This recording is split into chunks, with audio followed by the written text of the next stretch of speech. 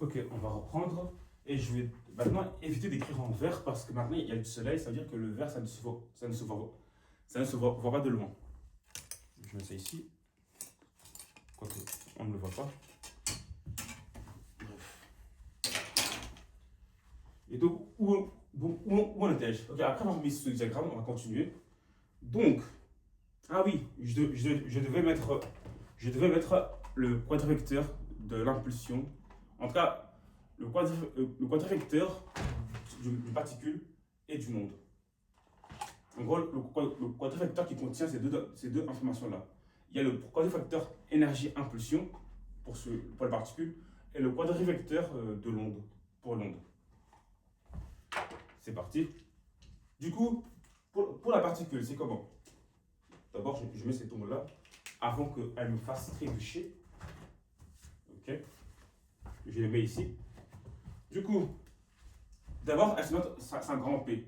Dans le bouquin, on le note grand P, mais en gras. Mais là, vu qu'on ne sait pas distinguer une lettre d'un vecteur ou d'un quadrivecteur, ici, je mettrai une flèche à l'envers. Ça se note aussi comme ça. Et du coup, le quadrivecteur P, c'est quoi? Lui, il est égal à quoi? C'est, ici, il y a l'impulsion P, le vecteur normal, et ici, il y a l'énergie sur la vitesse de la lumière. En gros, un quadrivecteur, c'est pas un vecteur, c'est un grand vecteur. Genre, le vecteur, c'est pour, enfin, on connaît les vecteurs de position pour les trois directions d'espace, x, y, z. On connaît le vecteur de vitesse, justement lié à ces positions-là. C'est la dérivée de ce vecteur-là, par rapport au temps. Et aussi, on connaît le vecteur, par exemple, de force. Vecteur de force, ok? Force, c'est une force qui peut être appliquée en X, en Y et en Z. Ça a toujours été en trois dimensions. Les vecteurs ont toujours été considérés dans les trois dimensions de l'espace en physique. En maths, les vecteurs, ça devient autre chose. Ça devient un objet mathématique qui donne des coordonnées, enfin, les liaisons entre les grandeurs, quoi. Mais là, en physique, un vecteur a toujours été en trois composants. Et là, maintenant, on introduit un quadrivecteur. Ce n'est pas un vecteur, c'est un vecteur qui a les données concernant l'espace, mais aussi le temps. Avant, on avait juste des données pour les trois composants qui sont liés à l'espace. Et on dit que l'espace, bah, ces coordonnées-là dépendent du temps. Ça, on le dit aussi. Mais là, maintenant, c'est pas. Non seulement ces coordonnées dépendent du temps, mais aussi, il y a une composante spéciale au temps. En fait, elle est due au fait que on considère que la vitesse de la lumière est constante. Et du coup, pour décrire un peu maintenant les objets qui ont une vitesse proche de celui de la lumière, de 1 demi, de 1 quart, de 1 tiers, de 1 sixième, de 1 millième, bref, proche des objets ou des mobiles qui avancent à une vitesse proche de celui de la lumière, à ce moment-là, on peut décrire les grandeurs qui les décrivent avec des quadrivecteurs. Des vecteurs qui contiennent les coordonnées spatiales, mais aussi temporelles. Et là, le quadrivecteur énergie-impulsion, c'est un vecteur qui contient non seulement les informations sur le mouvement de l'objet, mais aussi sur son énergie. Okay, c'est jamais vu. Avant, en physique classique, en mécanique classique, on avait un vecteur pour décrire le mouvement et un vecteur pour, enfin, même pas, un scalaire pour décrire l'énergie. Tout ce qui était énergie était un scalaire. Et pour tout ce qui était mouvement, c'est un vecteur parce que mouvement, qui dit mouvement dit position. Et position, ce sont les vecteurs. Voilà. Et du coup, bah, là maintenant, on a un objet qui contient à la fois le mouvement, qui dépend de la position, bien sûr, mais aussi l'énergie. Voilà, l'énergie, on l'a divisé par C pour que tout ça ait les mêmes dimensions. Ok? Et aussi, dans un des vidéos que j'ai fait avant, en fait, on voyait pourquoi c'était E sur C, mais là, je ne sais plus pourquoi. Je ne sais plus pourquoi, là, tout de suite. En tout cas, je sais que. Non, là, je ne sais plus pourquoi. Ouais, je ne sais plus pourquoi. Parce que je savais que. Attendez, laisse-moi juste une seconde pour réfléchir. Non, non, une minute en réalité. Du coup, P, c'est quoi encore? Attends. Comment on a eu ça? Il y a la position, ok, il y a le temps, mais pour avoir une position, il faut la vitesse de la lumière. Et du coup, là, on a. Bon, j'ai un peu oublié, c'est pas grave. Bref, en tout cas, ça c'est le quadravecteur d'une particule. Elle contient à la fois son énergie et son impulsion qui est, on va dire, une quantification de son mouvement. Et vu que le mouvement dépend de la direction, eh bien, c'est un vecteur, le mouvement. Et puis, il y a le quadravecteur pour une onde. C'est un objet qui contient à la fois qui contient l'énergie de l'onde, il contient l'énergie de l'onde, qui est, je rappelle, qui est quoi? J'ai oublié l'intérêt. Ah, mais en fait, c'est juste ça, en fait. Je pense que c'est juste ça. Tu prends ça, tu mets là, et tu prends ça, tu mets là. Ok. Du coup, là, on a le vecteur d'onde. Ah, j'avais dit que j'allais arrêter le vert, mais là, je n'ai pas le choix. J'avais déjà fait en vert, du coup, je continue en vert. Le vecteur d'onde, ici, comme grandeur vectorielle qui décrit le mouvement de l'objet, qui est ici l'onde.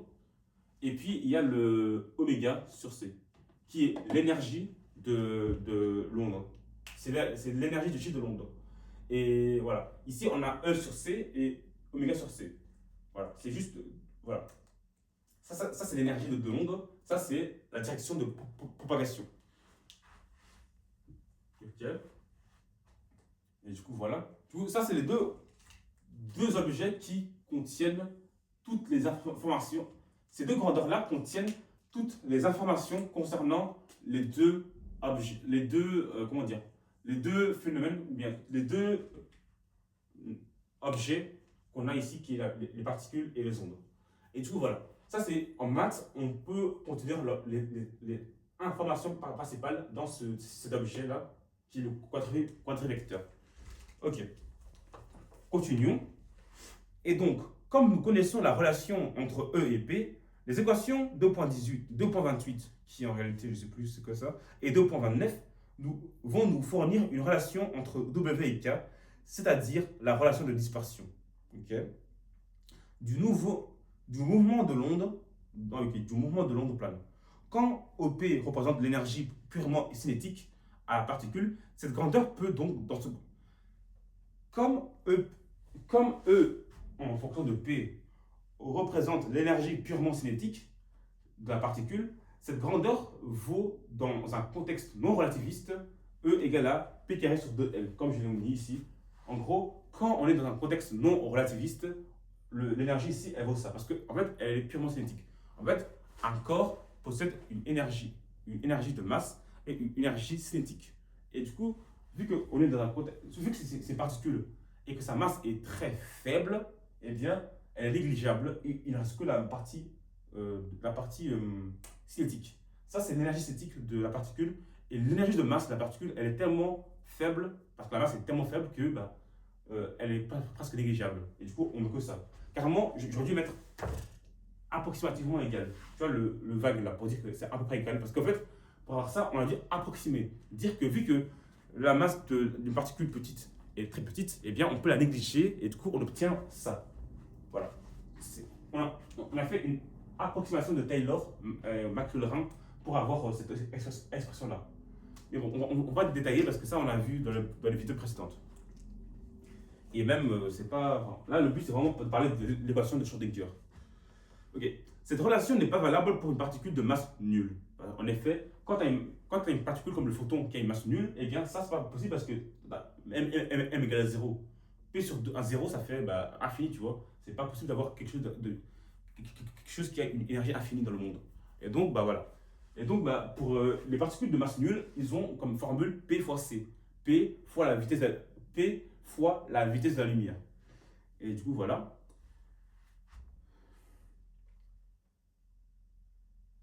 Parce que pour rajouter ça, une particule de masse nulle est une particule relativiste. Et donc, son énergie est autre que celui-là. Ok. En combinant cette relation avec 2.18 et 2.29, on obtient la relation on obtient une relation de dispersion. On obtient la relation de dispersion d'une onde accompagnant une particule massive non relativiste. En gros, on a combiné l'équation 2.28. Ok, j'ai compris. Ok, c'est bon, j'ai compris. En gros, là maintenant, je vais effacer ça. Parce que là maintenant, tout ça est là-dedans et tout ça est là-dedans. Et je vais écrire ce que je viens de lire. En gros, à l'aide de l'équation qui dit que, à l'aide de l'équation qui dit que, j'écris en rouge, je pense, oui, en rouge, qui nous dit que l'impulsion d'une particule de masse nulle, comme le photon, est égale à h bar fois le vecteur d'onde. Ok. À l'aide de cette relation-là, et laquelle encore? Et 2.29, je pense que c'est celle avec l'énergie, mais je vais vérifier. 2.29, c'est quoi encore? 2.29. Ah ouais, voilà, c'est ça que je disais. En gros, à l'aide de cette relation-là, qui est valable pour les particules de masse nulle, comme le photon, et la relation de Einstein qui nous dit que l'énergie que donne le photon aux électrons d'un métal, c'est E égale à H nu. Autrement dit, c'est si je divise par 2pi, j'obtiens ici H bar. Et nu divisé par 2pi, ça me fait oméga. Parce que oméga, c'est 2pi fois nu. 2pi fois la fréquence. Nu, c'est la fréquence. Et donc, on a juste ça. Du coup, à l'aide de... Je vais juste écrire ça, du coup. À l'aide de E égale à H bar oméga et ça, on peut obtenir la relation de dispersion de l'onde de matière. Parce qu'en fait, l'onde de matière, comment vous dire, elle respecte cette... Elle respecte l'onde de matière, elle respecte ces deux équations. Celle-là qui dit que c'est particule et celle-là qui dit que c'est une onde. Ça va? En fait, celle-là, elle dit que c'est particule et une onde, et celle-là, elle dit que c'est une onde, mais qui se comporte comme une particule. Je rappelle que l'énergie, ici, ce n'est pas une énergie que l'onde transmet à un objet. C'est une énergie échangée en paquet d'énergie, comme une particule. Et là, on dit que, là, en gros, rien. Ici, on dit que la propriété de l'onde, qui est l'énergie, se fait en quantité comme une particule. Et on dit que l'impulsion qui est propre aux particules est aussi reliée à quelque chose qui est lié à l'onde. En gros, c'est deux choses qui disent que il y a le lien entre particules et ondes. Où je vais en venir? En gros, grâce à ça et à ça, on peut obtenir une relation de dispersion d'une onde qui accompagne une particule massive non relativiste. En gros, une onde qui accompagne l'électron, quoi. Qui suit l'électron et en gros, tu as une onde qui on va dire, tu as l'électron qui bouge, on ne sait pas comment il bouge. On ne sait pas comment décrire comment il bouge. Mais on a vu que l'électron se comporte comme une onde. Et du coup, on crée une onde qui, on va dire, fait ce que l'électron fait en réalité. Et donc, au lieu de décrire l'électron comme une particule, on peut la décrire comme une onde. Et du coup, les ondes là qu'on décrit et tout, eh bien, elles respectent ces deux équations-là. Et du coup, en combinant ces deux équations-là, eh bien, on obtient une relation de dispersion, tout comme on l'a fait avec la lumière et d'autres ondes. Je rappelle, la relation de dispersion, c'est juste une relation qui lie la fréquence spatiale et la fréquence temporelle. Et ici, on verra qu'on aura la même chose ici. C'est parti. Déjà, ici, on voit qu'il y a une fréquence temporelle et ici, il y a une fréquence spatiale. On va voir comment on peut les lier eux deux, justement par le H bar, j'imagine. En tout cas, voilà, on va essayer, on va essayer, parce que là, je n'ai pas vu la démonstration, on va essayer de retrouver une relation de dispersion. Du coup, on a que, ici, H bar est égal à, puis, ah non, c'est bizarre quand même. Non. Diviser un vecteur par vecteur, j'ai jamais vu. Attendez, si je fais ça, imaginons qu'on fasse ça. P sur K, ok, égale à E sur oméga. Attendez. Soyons fous, faisons cela. P sur K qui est égal à H bar. Et il y a E sur oméga égale à H bar. Et donc, P sur K est égal à E sur oméga. Ok, j'ai mal écrit. Égal à E sur oméga. Équivaut à dire que. Attendez. Du coup, tout ça équivaut à dire que, si j'isole le oméga, j'obtiens oméga égale à, hop là. Du coup, E fois K sur P. Ok? Et P, c'est quoi encore? Non, c'est tout, non? Et ça, c'est pas ce qu'on a eu tout à l'heure. Comment je fais à part un K? Attendez. E, c'est quoi? E, c'est encore ça, hein? C'est H oméga. C'est compliqué tout ça. C'est H oméga. C'est quoi encore? C'est à la fois H oméga, c'est PC aussi, mais bon. Bon, non, c'est pas ça. Ça n'a pas marché. Juste, je vais quand même voir l'expression finale parce qu'ici, on ne me donne pas la démonstration. On me dit juste que grâce à ces deux équations-là, je peux avoir une relation de dispersion, mais qui n'est pas celle-là. Mais je vois comment je peux trouver ça. Et il y a H bar, ok. Ah, ok, j'ai compris. Je pense avoir compris, mais je ne suis pas sûr. Ah, ok. Ok. Ok, non, c'est bon. Ok, on a dit que de partir. En fait, ok, ok. J'efface. En gros, de base, on partait de quoi? On partait de E égale à P carré sur 2M. Ça, c'est l'énergie cinétique d'une particule. Et puis, on dit que grâce à ça et à ça, on obtient une relation de dispersion. Donc, ici, je vais remplacer le P ici par HK. Donc, E est égal à H carré K carré sur 2M. Et voilà. C'est ce qui a été obtenu en réalité. Et du coup, ah oui, H bar, bien sûr. Voilà, ça c'est ce qui a été obtenu. Ah non, non, non, regardez, il y a un E ici. Non, non, ça c'est l'énergie. Mais le E ici, on sait que c'est égal à ça. Du coup, regardez, pour le P, on a utilisé ça. Et pour le E, on a utilisé ça. Du coup, j'obtiens H bar oméga pour le E ici égale à H bar carré K carré sur 2M. Et ainsi, on obtient que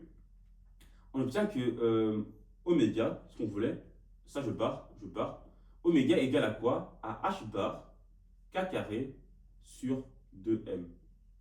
Et voilà. Voici la relation de dispersion que on a pour l'onde de matière. En fait, c'est une onde de matière, vu elle vient du fait qu'on avait considéré ça et ça. En fait, ça, c'était le postulat pour l'invention de cette onde de matière. Elle accompagne une particule qui se comporte comme une onde. Et donc, on peut utiliser cette relation-là et celle-là, vu que c'est comme une onde. Et une onde, on a vu que. Enfin, on a vu qu'une onde échange de. Enfin, après, c'est quand même bizarre. Il faut quand même se questionner pourquoi. Enfin, ça, c'était pour la lumière. Einstein avait proposé ça pour la lumière, vous voyez. Et du coup, voilà. Est-ce que. Enfin. En réalité, vu que l'électron se comporte comme la lumière, genre, elle échange de l'énergie comme la lumière en collision parce que c'est matière, enfin, c'est particule. Hein. La lumière, on a vu qu'elle échange d'énergie par paquet d'énergie. Et on a vu que l'électron, qui est une particule, le fait aussi. Sauf que vu que l'électron se comporte comme une onde, on peut lui associer le H bar et le oméga qui est propre aux ondes. Et du coup, c'est pour ça que l'énergie de l'électron est comme ça aussi. Et aussi, on dit que ça là, c'est pour particule, qui est l'électron. Et l'électron, vu qu'il se comporte comme une onde, on peut dire que c'est égal à ça.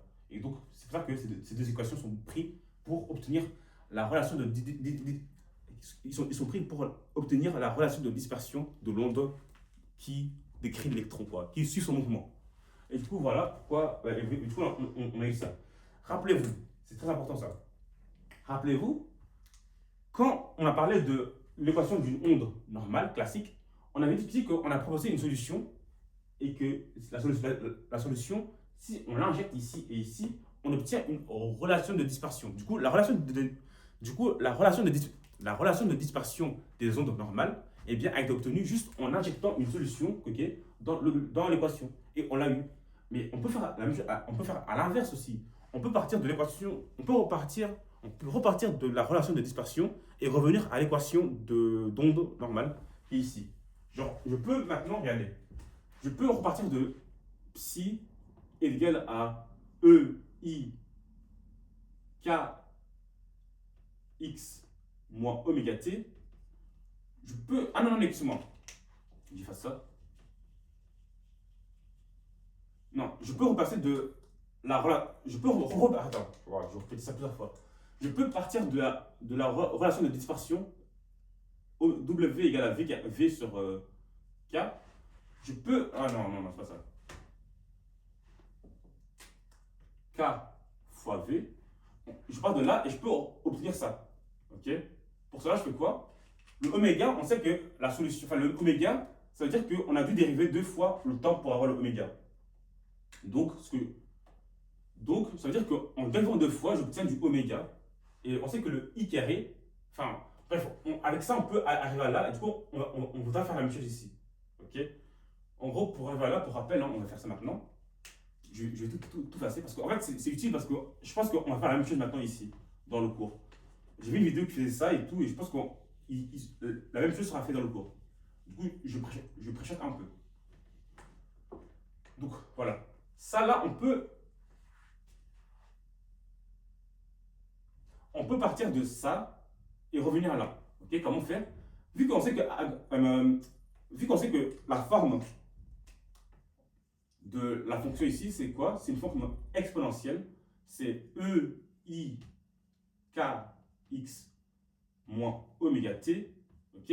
Dans ce cas, on sait que la dérivée de ça par rapport au temps va ne donner que ça. Si tu dérives l'exponentielle complète ici par rapport au temps, tu obtiens le moins oméga devant. Non, regardez. Dérivé de phi comme ça, tu obtiens moins i oméga. Le moins oméga, il vient ici, et en fait, le i c'est pour ça et pour ça. Ok? Et donc, en dérivant tout ça, la parenthèse, ça part parce que c'est pas, ça ne dépend pas du temps, et ça, ça dépend du temps. Et on prend le moins i oméga ici, on le met ici devant, et ça fait quoi? Ça fait phi. Par rapport au temps. Ça fait en fait, ça redonne l'exponentielle.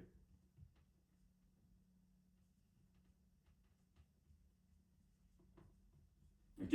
Et si je le redérive par rapport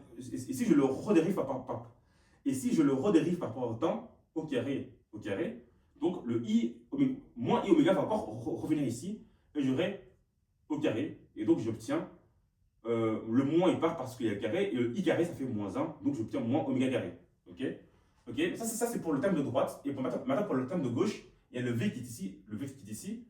Si maintenant je dérive le phi, mais par rapport à la position, par rapport à x, j'obtiens, si je dérive par exemple, la fonction donne est là. Je dérive ça par rapport à la position. Donc ça part parce que c'est temps, ça ne dépend pas de, le temps ne dépend pas de la position, mais il n'y a que ça, il y a que le x ici. Le xi vient ici, du coup, non, pas le xi, mais ce qui est devant le x, qui est k.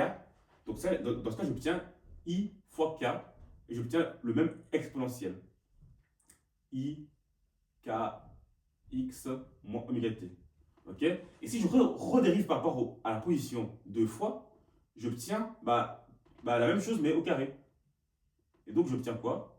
J'obtiens i carré qui est moins 1 moins k carré. Et ainsi, n'oubliez pas, hein, au début il y avait un v. Il y avait le. Comment dire? Il y avait. Oh, je sais pas mes mots.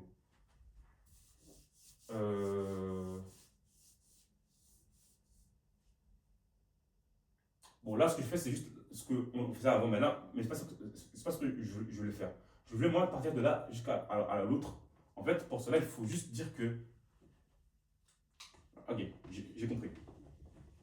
Bon, désolé, hein. Là, le but, c'était vraiment de partir de la relation de dispersion et arriver à l'équation de Gould. Ce que je fais, c'est l'inverse.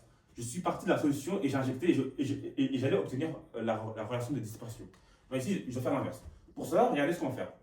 On a ça, hein. Du coup, on met d'abord oméga au carré égale à k carré v carré. Déjà, le v carré apparaît ici. Ok? Donc k carré, il faut qu'il soit à l'exponentielle pour que, en gros, il faut avoir un truc à l'exponentielle tel que son dérivé sous seconde me donne k carré. Ok? Pour cela, en fait, je sais que j'ai un i ici, donc je mets un moins 1 ici. Ainsi, ce que j'obtiens, c'est que moins oméga carré, c'est quoi? C'est juste la dérivée seconde de EI moins E oméga t. C'est ça quoi.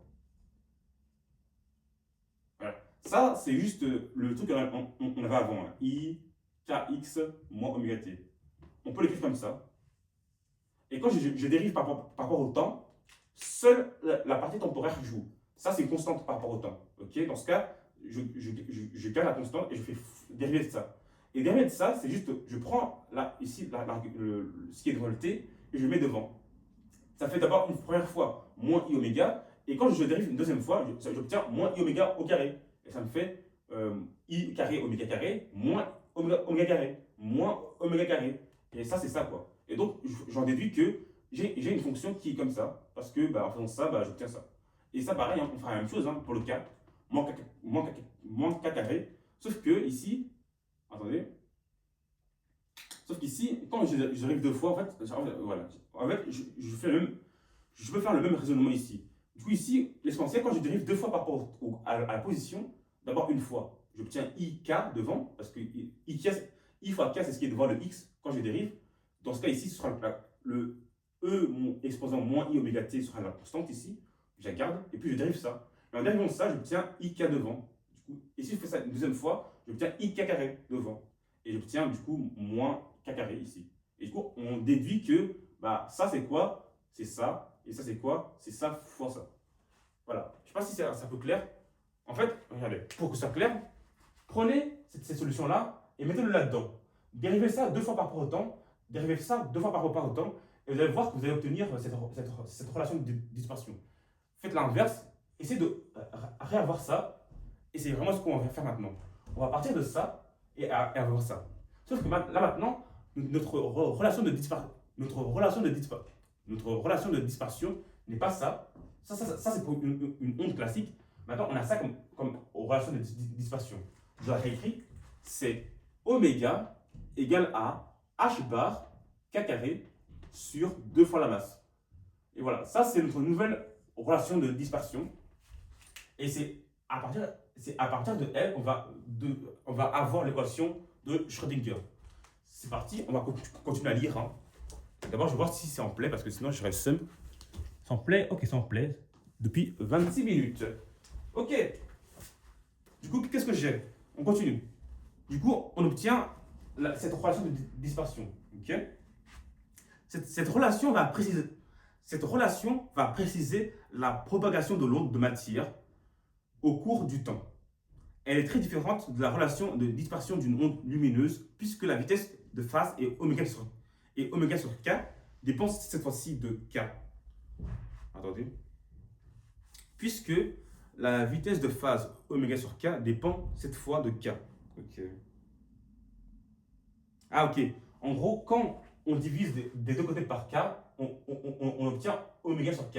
Et on voit qu'il reste un k encore. Ce n'est pas constant comme la lumière, dans le cas de la lumière, il nous restait la vitesse ici. Mais là, il nous reste un k encore. Et donc, on voit qu'elle dépend de k, cette vitesse de phase. Ok. Pour simplifier la présentation, nous allons considérer une particule se déplaçant dans un espace à une dimension. Donc, on ne va pas généraliser à 3 dimensions, même si c'est la vraie vie. On va d'abord commencer par une dimension, comme si c'était une particule qui allait en ligne droite. Ok. Ok.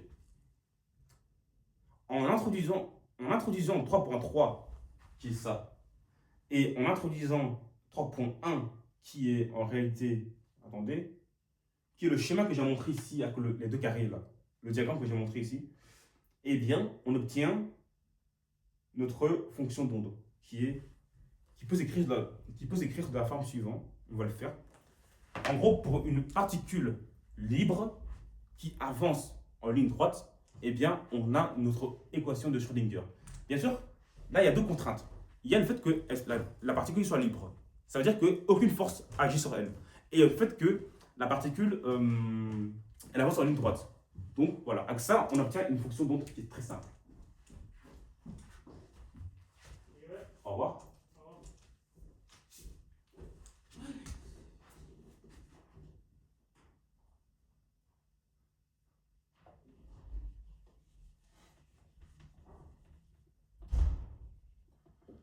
Et du coup, qu'est-ce qu'on obtient? Tout simple. Du coup, comme je l'ai dit, avec ça et le fait que, en gros, à partir de ça, on peut obtenir notre équation de Schrödinger pour une particule libre qui avance en ligne droite. Et donc, c'est la suivante. Phi qui dépend de x et t, okay, la fonction d'onde de cette onde de matière qui dépend de la position x, vu que c'est en ligne droite, et le temps, est égal à quoi? Est égal à E exposant I fois, cette fois-ci, j'aurai un... attendez, hein. Du coup, je pars de ça, j'obtiens... Attendez, je vais mettre ça en plus petit. ok.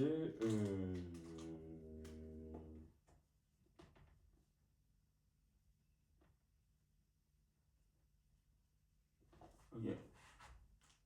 Ok. Sans regarder le cours, comment je peux avoir la forme ici avec ça? Attendez. Donc, il faut que je dérive deux fois pour avoir. Il faut que je dérive deux fois pour avoir ça. Ok, attendez. Ah non, ok, du coup, deux fois, non. Hmm. Bon, là, je pense pas là, on n'essaie pas de trouver l'équation, on essaie seulement de trouver la forme de la fonction d'onde. Donc, bah, on peut déduire que c'est le vecteur d'onde, produit scalaire avec la position x, mais vu que c'est une dimension, du coup, c'est un vecteur, mais voilà, c'est comme un vecteur, mais juste que c'est en une dimension, moins oméga t. En plus, on avait vu avant que c'était ça, en fait, la forme qu'on a proposée. Donc ici, c'était inutile de le réécrire. On avait déjà vu ça avant, quand on essayait de trouver la forme de l'onde qui accompagne une particule libre qui avance en ligne droite. Et du coup, voilà, c'est bien ça. Oui, et maintenant, qu'est-ce qu'on fait? Ah, ok. On remplace le oméga ici par ce qu'on a trouvé ici. Ok. Voici un peu la nouveauté. Ok. Donc c'est bon. Du coup, avant là, le oméga, on savait que c'était. Enfin, l'oméga c'était k fois v, tu vois. Ça, peut-être. Ok, bref. L'oméga, on peut le remplacer par k fois v, mais bon, c'est inutile. Et ici, le oméga, on va le remplacer par ça. Et du coup, on obtient quoi? On obtient, attendez, du coup, j'ai écrit ça en bas. EI K, je vais mettre KX parce que c'est. Enfin, ça dépend en réalité. Mais regardez, vu que c'est en ligne de droite, c'est-à-dire que la direction de l'onde sera la même que la direction de X. Voilà. Et donc, vu que c'est deux vecteurs, vu qu'on a deux vecteurs collinéaires qui sont parallèles, eh bien, leur produit scalaire est égal à 1. Et du coup, on obtient. En gros, non, leur produit scalaire, c'est leur norme à E2, c'est le produit des normes à E2. Et du coup, on a kx moins. Maintenant, au lieu de oméga, je vais mettre ça. H bar k carré sur 2 fois la masse. Ok? Fois t. Ça, c'est la forme de ma fonction d'onde. Et là, maintenant, on va sûrement essayer de mettre en évidence le cas, je pense. Je vais voir. Hein. Étape par étape, on construit le cours. Et ou non, non, rien. On fait rien. Ok. Une infinité d'ondes sont décrites par 3.4. En gros, il y a une infinité de ondes qui sont décrites par ça. Pourquoi? Je ne sais pas. Qui diffère par la valeur du position, par la valeur moins, attends, qui diffère par la valeur position ou négative, non, positif ou négatif, du vecteur d'onde à une dimension. En gros, il y a une infinité d'ondes qui peuvent être décrites par ça, et leur différence à eux, c'est juste si le cas est positif ou négatif. Si l'onde va chez les moins x ou chez le plus x. Ok. Parce que le x, c'est un repère, hein. C'est une axe qui va vers les positifs. Mais si l'onde va vers le sens négatif, eh bien, on aura moins ici. Et du coup, ce ne sera pas la même chose qu'une onde qui va comme ça chez le positif, où il y aura un plus. Ok. Lorsque k est positif, l'onde se propage vers la droite, vers des valeurs croissantes de x. Si k est négatif, l'onde se propage vers la gauche.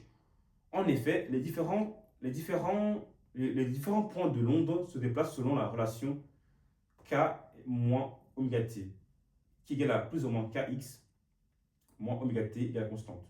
Ok. Je sais pas à quoi il sert cette relation. Mais en tout cas, ça phase en réalité. La phase, bon, ça, c'est pour faire joli, j'imagine. Hein. Je sais pas pourquoi ils l'ont fait, mais voilà. On va garder ça pour l'instant, car c'est plus facile. Du coup, on te dit que bah, la direction, enfin, je sais pas ce qui est décrit par la relation en fait. Les différents points de l'onde se déplacent selon la. En gros, les positions de l'onde sont décrites par cette équation-là, qui est en réalité la phase. La phase te donne la position de ton objet qui est décrite par l'exponentielle. Et du coup, ici, c'est quoi? C'est kx moins oméga t. Mais en réalité, on peut mettre on peut faire plus ou moins K, ok, moins omega t. Le K il peut être positif ou négatif, mais ici, peu importe, il est positif ou négatif, mais on prend en compte le plus ou moins. Si c'est plus, bah, l'onde, il va comme ça, vers là. Et si c'est moins, il va comme ça, vers là. Voilà. C'est à peu près ça. Et puis on continue. Et du coup, ok. Recherchons une équation différentielle dont toutes ces ondes planes sont solutions. En gros, c'est bien beau d'avoir trouvé la forme de l'onde plane qui décrit, on va dire, le mouvement qui décrit les positions occupées par l'électron ou bien une particule. On appelle cette onde, on appelle cette onde plane une onde de matière. Et bien, c'est bien beau d'avoir l'expression de sa fonction d'onde qui sert à nous donner ses positions au cours du temps et aussi ses positions au cours du temps. C'est bien beau, mais on aimerait bien avoir une équation différentielle qui décrit, on va dire, le comportement de cette onde au cours du temps et de l'espace, tout comme les vraies ondes. Enfin, les vraies ondes. C'est une onde, hein, parce qu'une onde, c'est juste, c'est un objet qui a des propriétés. C'est un objet qui a des propriétés. Et l'onde de matière ici qui accompagne l'électron ou bien une autre particule, eh bien, elle aussi respecte ces propriétés-là. Et donc, on appelle ça par définition une onde. Mais voilà, en gros, tout comme les ondes classiques qu'on connaissait, eh bien, cette onde-là, il faut trouver son équation différentielle pour décrire sa propagation au cours du temps. Ça nous donne les positions de l'onde au cours du temps. Eh bien, l'équation différentielle nous décrit comment elle se propage au cours du temps.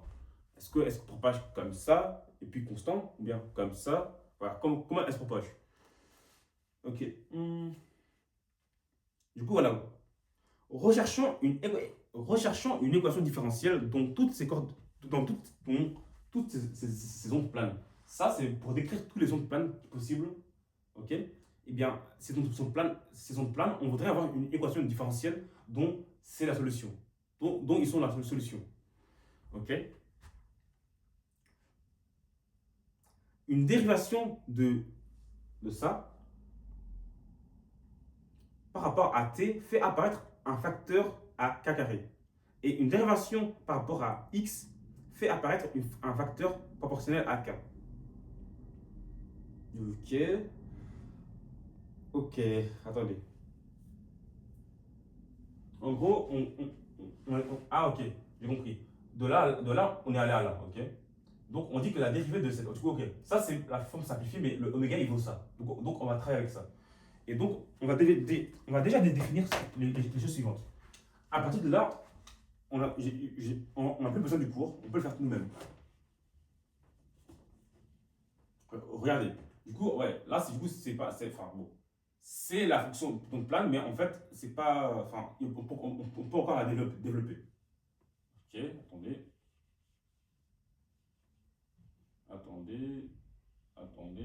voilà.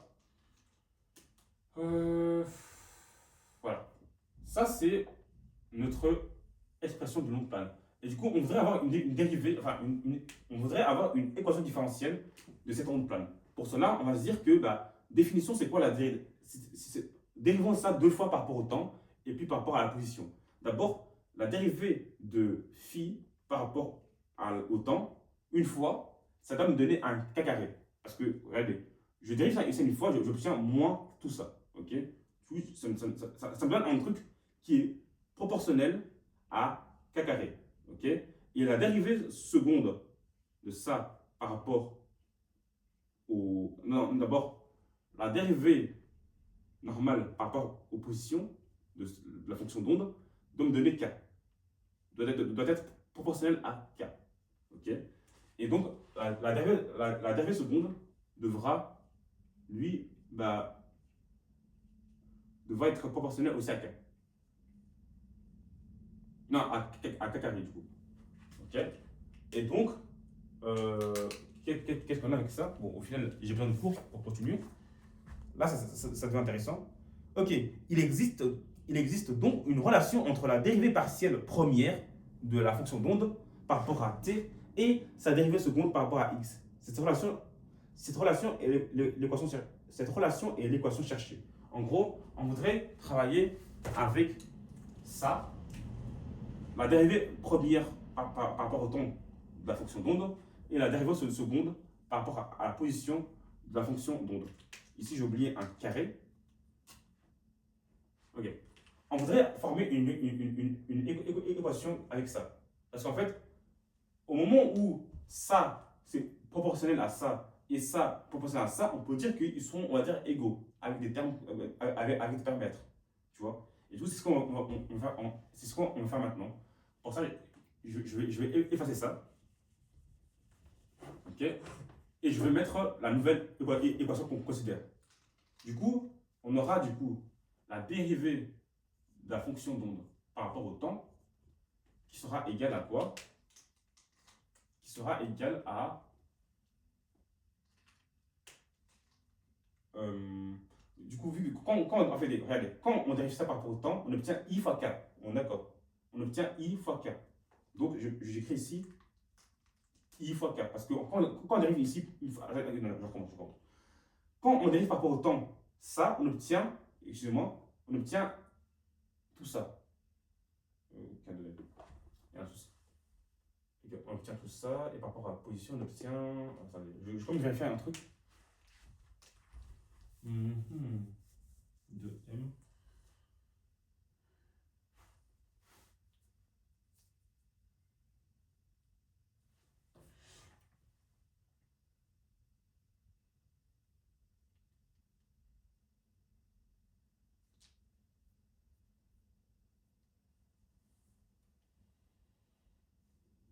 Ok, j'ai une idée. Bon, dans le cours, on ne développe pas plus que ça, on va quand même développer un peu plus, comme ça tu comprends un peu. On va tout effacer et recommencer. Ok. Bon, tout ça, c'est même pas utile en plus pour l'examen, parce que l'examen, on te demande juste d'appliquer tout ça, pour faire des exercices et de montrer les choses à démontrer. Là, pour le coup, c'est pas obligé, c'est juste, je fais comme ça. Voici la tête de la fonction d'onde.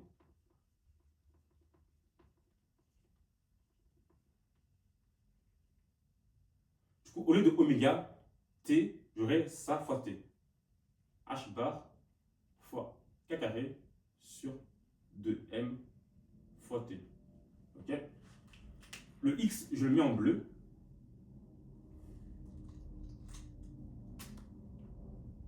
Et le t, je le mets en rouge.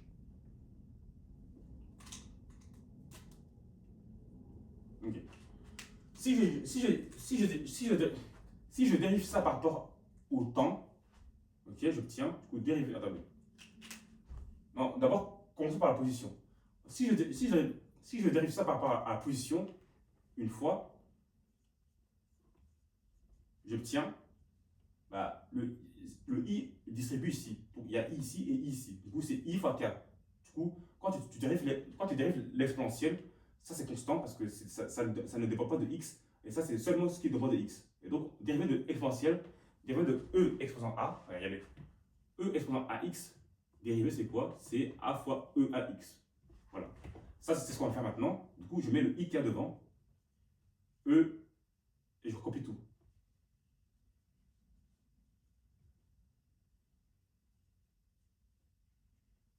Voilà. Ça, j'enlève.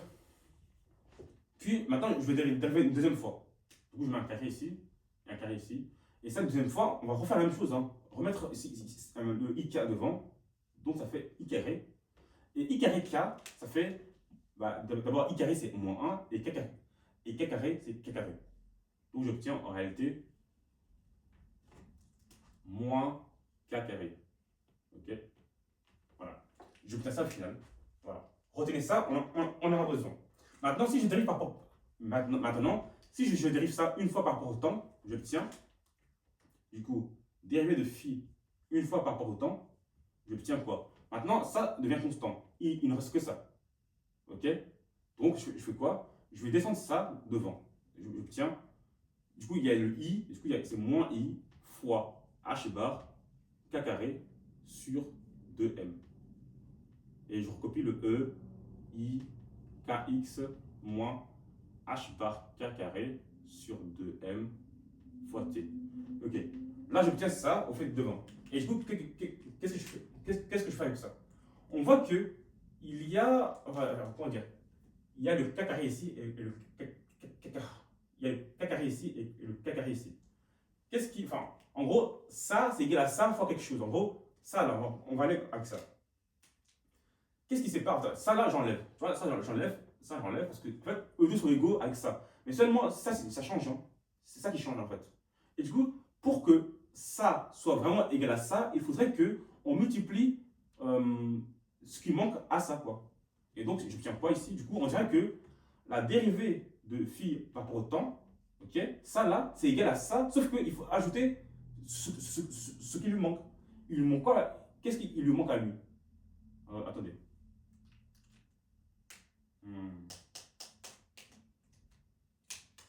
Attendez. Hein.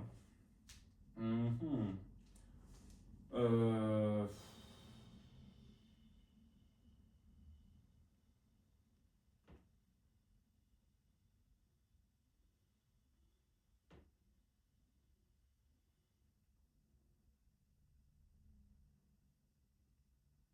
Ok. On va continuer. Si il y a une erreur, je le dis. Du coup, ça là, c'est égal à quoi? C'est égal à ça, sauf que on va ajouter tout ce qu'il n'a pas. Le moins, il a, c'est bon. K carré, il a, c'est bon. Maintenant, il manque juste le h bar sur 2m. Du coup, on met quoi? I, parce qu'il n'y a pas de i ici. I, h bar sur 2m. Et du coup, c'est tout ce qui manque. Et puis, je mets ce qui est en commun. E, I. Enfin, ça là, le EI, c'est quoi en réalité? Attendez. Non, regarde. Comme j'ai dit, ça là qui vaut ça égale à ça qui vaut ça. Et vu que pour que ça soit vraiment égal à ça, il faut ajouter ces trucs-là. Et bien, je les ajoute ici devant lui et je copie le dérivé carré de ça par rapport aux positions carrées. En gros, ce que j'essaie de dire, c'est que. Attendez, il y a peut-être une erreur. En gros, ça qui vaut ça, il peut être égal à ça que si on multiplie ces deux côtés-là par ce qui manque pour que ça soit égal. En gros, si on multiplie par IH sur 2M, ici et ici, on obtient IH sur 2, moins IH sur 2M k carré, comme ici. À ce moment-là, on dirait que ça est égal à ça. C'est un peu des relations d'équation. Tu multiplies par la même chose ici à gauche et à droite. Et vu que ça, là, maintenant que tu as obtenu en faisant multiplication à gauche et à droite, vu que ça là que tu as obtenu, en fait, c'est la même chose que ça, et bien tu conclus que ça qui est changé égale à ça. Voilà, ça peut être un truc d'équation de base, mais voilà. Et du coup, là maintenant, comment on peut arriver à ce qu'on connaît déjà? Ça, on peut diviser les deux côtés par i. J'obtiens quoi? En gros, si je fais fois i ici j'ai un moins et ici j'ai un i. Ok? I, dérivé de phi par rapport au temps, égale à, ici, moins h bar sur 2m, dérivé par rapport à la position. Ok? Et le moins, j'aime pas, je le mets. Ah non, excusez-moi. Ici, je peux pas mettre le. En fait, en faisant fois. Ah non, c'est bon. C'est bon. Le moins, je peux juste le mettre. Le moins, je peux juste. Le moins, je peux juste le mettre ici. Comme ça. Et puis maintenant, il me reste le h bar ici, mais comment je. Attendez, hein. Attendez. Ok. Et puis j'ajoute, je fais fois h bar des deux côtés. Ici, j'obtiens h bar carré. Et ici, j'obtiens le h moins IH, quoi. Moins IH bar.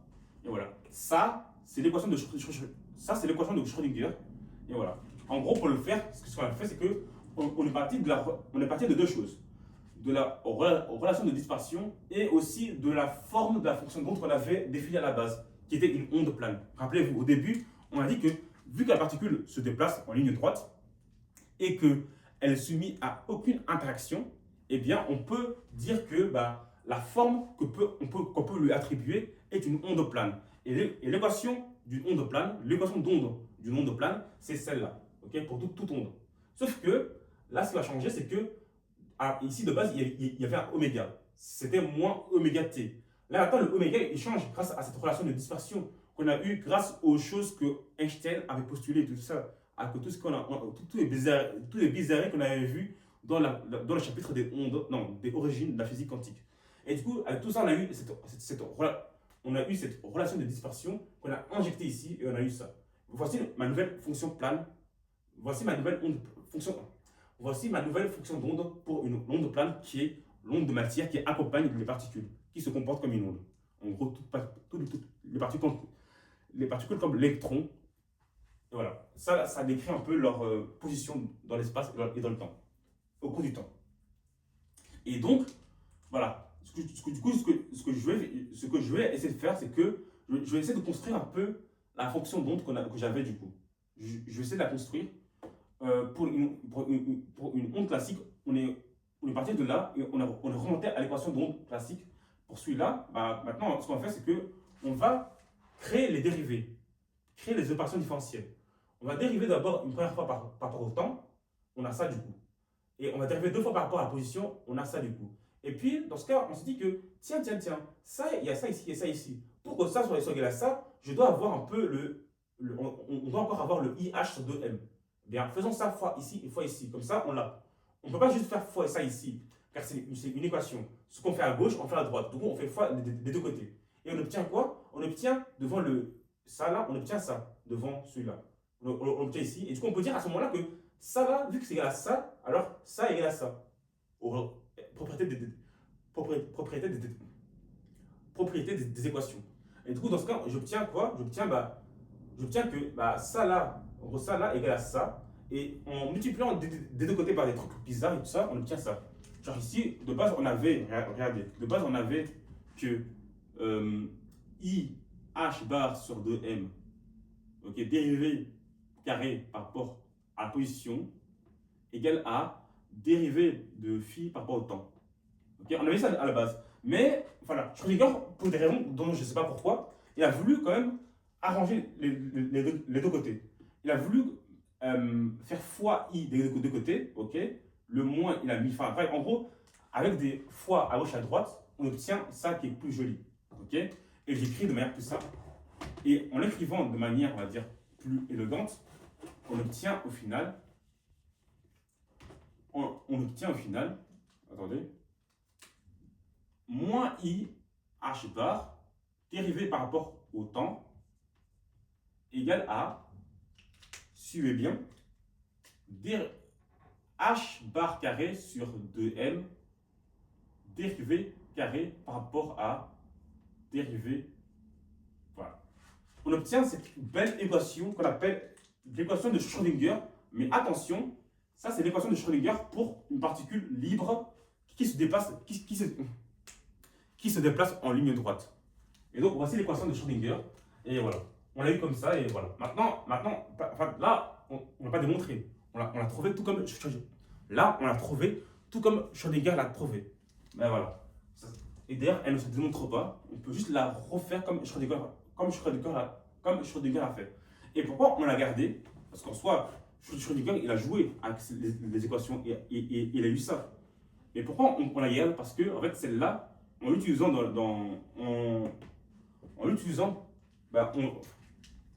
quand on l'utilise, eh bien, ça justifie un peu ce qu'on avait eu expérimentalement avant même de chercher cette équation.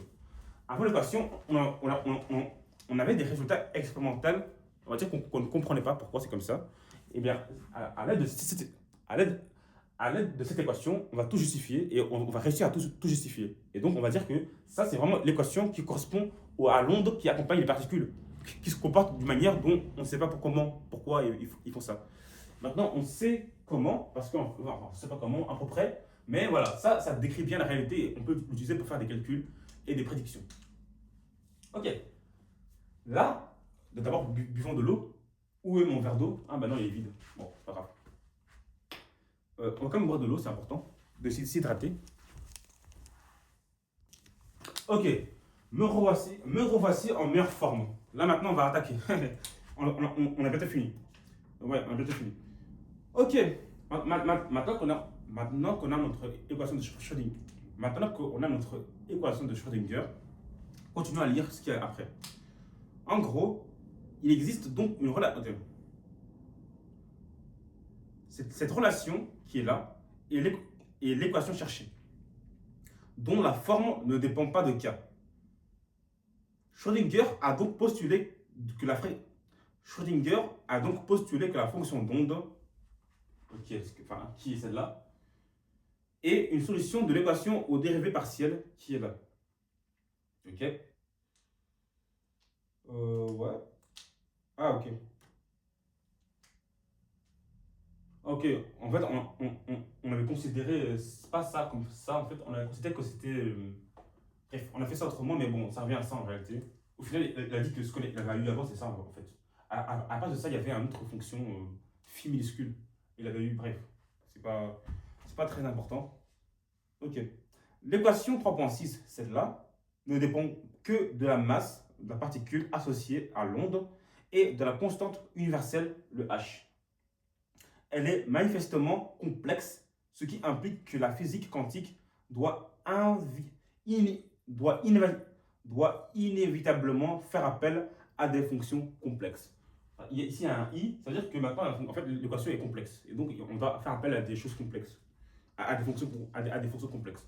Une équation complexe implique du coup des solutions complexes. Ok. L'équation. Attendez, okay. J'ai oublié quelque chose, je pense. Ok.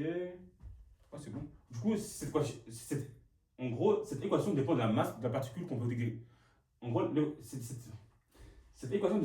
cette équation de Schrödinger dépend de la masse de la particule auquel on veut associer l'onde de matière et aussi de la constante universelle h bar.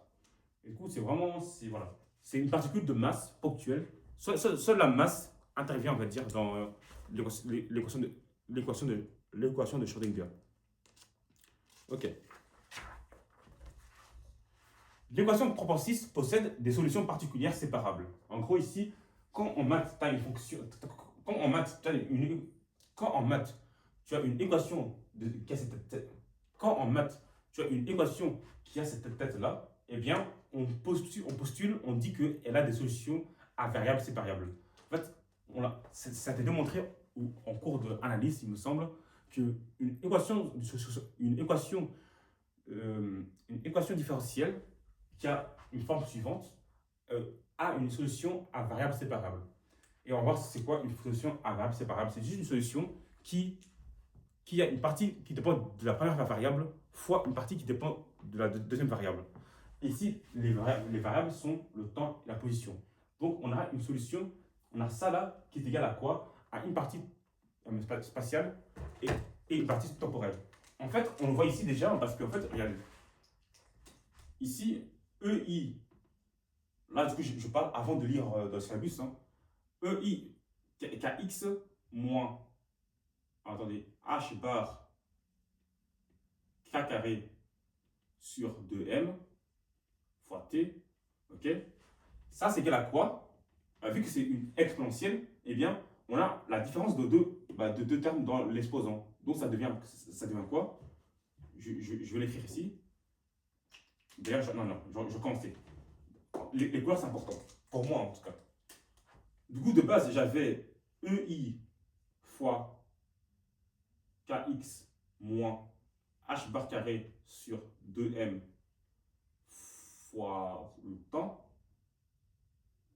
Ah oui, il y a H carré. Bref. Il y a H bar tout seul fois K carré fois le temps. Ça, c'est quoi?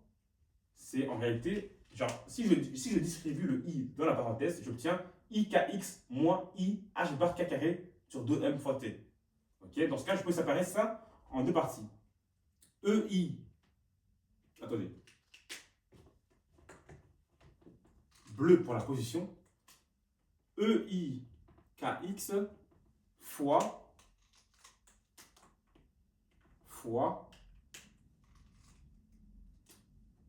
EI, du coup E moins I fois H bar K carré sur 2M fois T. Ça, c'est une solution à variables séparables. Là, on a vu qu'il y a un facteur entre deux. En fait, il y a deux exponentielles se multiplient, dont un a une variable et l'autre a une autre variable. Et donc, on a des variables qui sont séparées. Là, elles étaient liées. Bon, là, en fait, c'est juste avec la propriété de l'exponentielle qui dit que l'exponentielle d'une somme revient à multiplier les exponentielles de chaque terme, quoi. Et là, on a multiplié l'exponentielle du premier terme dans l'exposant fois l'exponentielle du deuxième terme dans l'exposant. Okay. Et du coup, on dit que cette équation de Schrödinger est une équation à solution c'est une équation qui a une solution à variable séparable. Et là, je te montre pourquoi on parle de variable séparable. Parce que déjà, là, maintenant, on peut voir que la solution qu'on avait au début, pareil, la solution qu'on avait au début est déjà à variable séparable. Bon, ça, c'est juste une spéculation. On va voir un peu ce qui est dit dans le manuel. Ok, du coup, ok, non, c'est autre chose en plus. Ok. La solution générale d'une équation aux dérivées partielles linéaires est une combinaison linéaire arbitraire d'un ensemble complet de solutions. La solution générale de 3.6, qui est celle-là, est donc donnée par la combinaison linéaire. Ok. Ok. Bon, c'est pas tout à fait ça, mais. Quoique.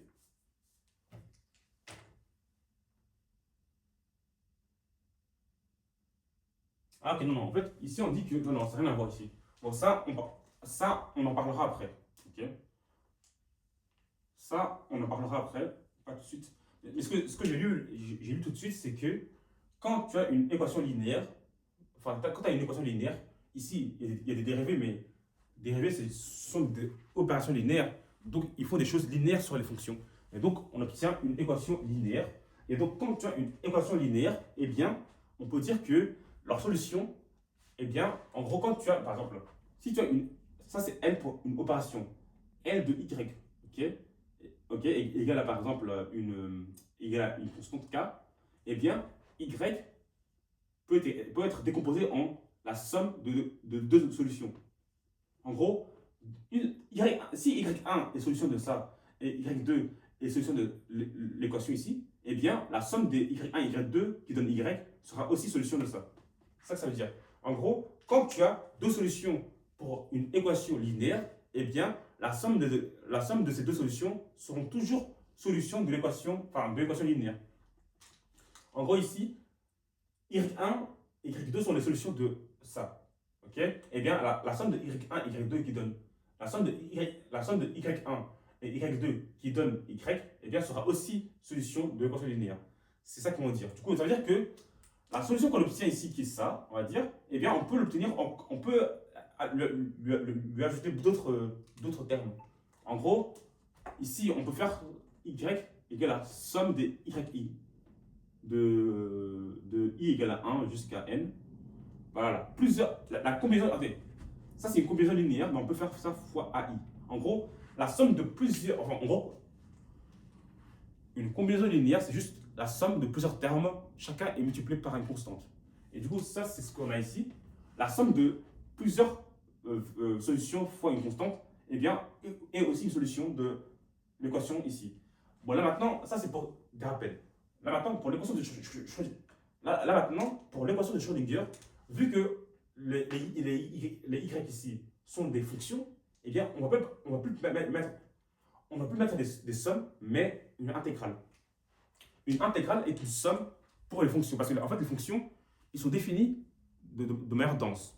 Les réels qu'ils prennent en entrée, ils sont denses, quoi. Et du coup, pour sommer vraiment de là à là, il faut vraiment sommer de manière infinie. Et il y a une seule manière de faire ça, c'est une intégrale. Les sommes, c'est pour par exemple les vecteurs ou encore les scalaires, les solutions scalaires et tout. Enfin, en gros, les y qui ne sont pas des fonctions, on peut les sommer comme ça, de manière discrète. C'est pour les choses, c'est pour des grandeurs discrètes qu'on utilise ça. Mais en général, en physique, on travaille avec des grandeurs continues. Et là, on a une fonction qui est continue. Et donc, pour sommer, pour faire la combinaison linéaire, donc en sommant, pour faire la combinaison linéaire qui revient à sommer, on va utiliser une intégrale. Parce que c'est juste une somme, mais pour des fonctions. Et du coup, voilà. C'est une somme infinie, et du coup, une somme infinie, c'est pour les fonctions. Et on obtient quoi? Ça, j'efface. On obtient du coup l'intégrale.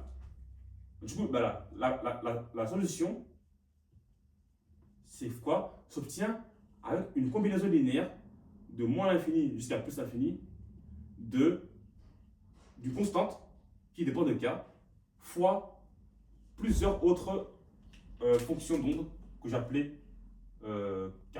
Plusieurs autres fonctions d'onde. Voilà. dx, bien sûr. Et voilà.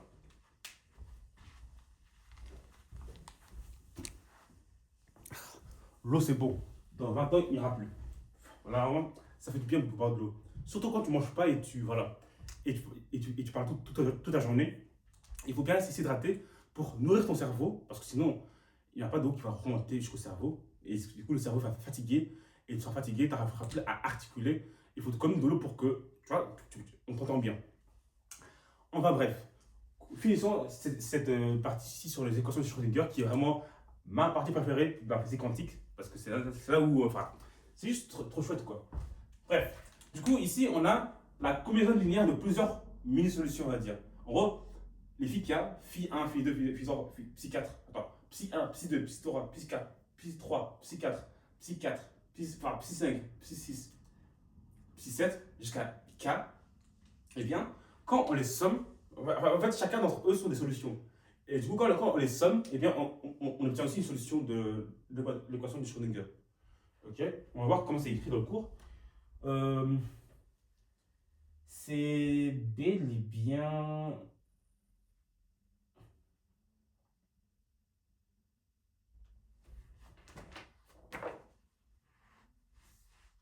Mhm.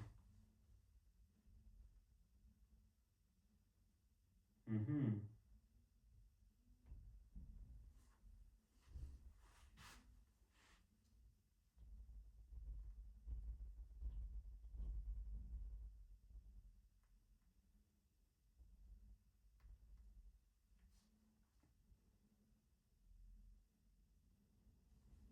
Ok, je me suis trompé. Ici, c'est pas dx, c'est dk. Parce qu'en fait, ça dépend. Enfin, voilà. Ça, c'est e, i, kx moins h bar k carré sur 2m, t, ok, et dk, ok. Donc, là, en fait, j'explique. On va sommer, mais pas selon x. On va pas sommer sur la trajectoire. On ne va pas non plus sommer sur le temps. On va sommer sur le nombre de solutions qu'il y a. Et comme nombre de solutions qu'il y a, ici, il n'y a pas de solution discrète comme ici, de i égale à 1 jusqu'à n. On a une infinité de solutions qui peuvent être admissibles. Et donc on va tous les sommer. On va sommer toutes les solutions. Et du coup, la variable ici de l'intégrale, c'est quoi? C'est le nombre de solutions. Et c'est k. Okay. Ça, c'est le coefficient qui joue le rôle de AI, qui est le coefficient de combinaison linéaire. Des fois, il faut 1, des fois, il faut 0, des fois, il faut quelque chose, tu vois. Voilà. Du coup, la variable de l'intégration, c'est dk parce qu'on somme toutes les quantités infinies de solutions. Genre, on a déjà à sommer 1, plus 2, plus 3, plus 4. Là, on a sommer des 0,00001, tu vois, une infinité. Et donc, dk, on va sommer juste de moins l'infini jusqu'à plus infini le nombre de solutions qu'il y a. Et du coup, vu que, regardez, cette somme, on va dire, vu qu'elle va de moins l'infini à plus infini, on peut s'attendre à ce qu'on ait infini comme valeur. Mais non, en réalité, elle converge, cette somme. Elle converge. Converger, ça veut dire qu'on va sommer, sommer, sommer, et à force de sommer, le résultat va tendre vers une valeur, vers un résultat qui est fixe, qui ne va pas vers l'infini. Genre, quand tu sommes x jusqu'à l'infini, tu obtiens infini. Par contre, quand tu sommes 1 sur x jusqu'à l'infini, tu obtiens, bah, de plus en plus tu avances, au plus tu. Enfin, quand tu sommes 1 sur x carré jusqu'à l'infini, tu sommes de plus en plus. Tu ajoutes. Enfin, en gros, il y a des sommes qui convergent, on va dire. En mode, si tu fais par exemple. Alors, attendez. Si tu prends 1 plus 1 sur 2, enfin, plus 1 sur 4, plus 1 sur 9, plus 1 sur 16, plus jusqu'à 1 sur n carré, eh bien, quand tu sommes ça jusqu'à l'infini, eh bien, tu auras, ça a convergé vers, on va dire, 1, ou 2, quelque chose. 1, quelque chose, tu vois. Le un ici plus un quart. Un quart, c'est 0,25. Plus un neuvième, 0, un truc petit. De plus en plus, tu ajoutes des choses petites au un. Et tu obtiens 1, quelque chose, tu vois, à la fin. Et ça converge vers 1, quelque chose. Du coup, c'est une somme, on va dire, qui est finie. Enfin, le résultat que la somme, quand tu sommes vers l'infini, tu obtiens un truc fini. Et donc, on a ici, on a la même chose. Ici, on a la même chose ici. Pourquoi je dis ça? Parce que, attendez, qu'est-ce qu'ils disent ici pour cela? On dit que, ou C, en gros, l'équation qui est ici, dans le cas où C est une fonction complexe arbitraire de K. Okay. Ici, ce n'est pas forcément un coefficient, c'est une fonction aussi qui multiplie, enfin, il joue le rôle de coefficient, mais du coup, il ne dépend pas de X et de K. En gros, ici, la fonction, c'est ça, et pas ça. Ici, la fonction n'est pas ça. Ça, c'est une constante. Ah, ouais, okay. Ah non, excusez-moi. Non. Ici, les deux jouent le rôle de. Ici, les deux jouent. Ici, les deux, ici, dépendent de K. Donc, c'est deux fonctions, on va dire, qu'on intègre. Mais bon. Du coup, je disais quoi? Et du coup, le C est une fonction complexe arbitraire de K. Pour des raisons physiques exposées, au chapitre 4, les fonctions CK peuvent être limitées à des fonctions de carré sommable. Okay. La fonction phi de t est alors également des carrés sommables. En physique, la combinaison linéaire est souvent appelée un paquet d'ondes. Okay.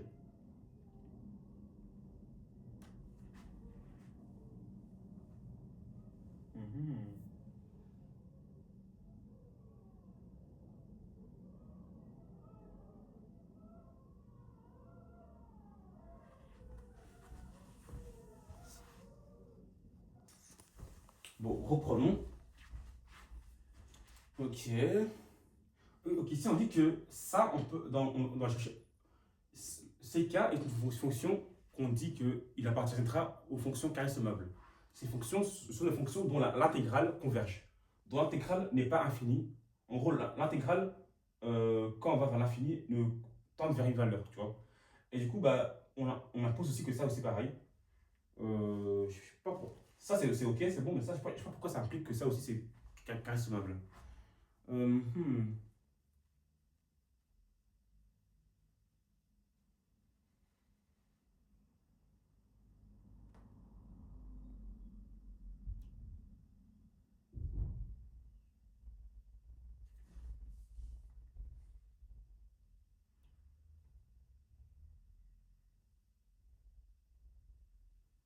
Bref, en gros, on dit que ça aussi c'est également de carré sommable. Ok. En gros, les deux sont carré sommables, ça veut dire que quand on les intègre de moins l'infini à plus l'infini, eh bien, on n'a pas infini, mais on a une valeur constante. Enfin, on tend vers une valeur. Et du coup, voilà.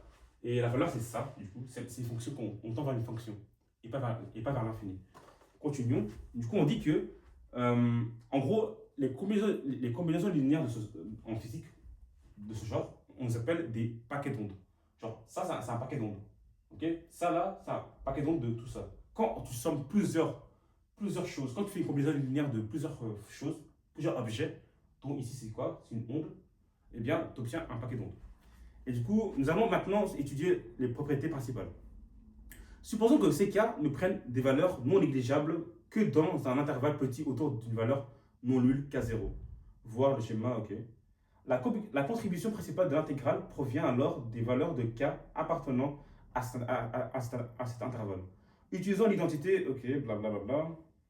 Ok, ok. Où on pose que oméga égale à ça, ok. Ok, là, on part dans le futur. Là, je ne comprends plus rien. Je m'assois et j'essaie de comprendre. Il y a même moyen qu'on s'arrête là parce que là, je commence à plus rien comprendre. Ok.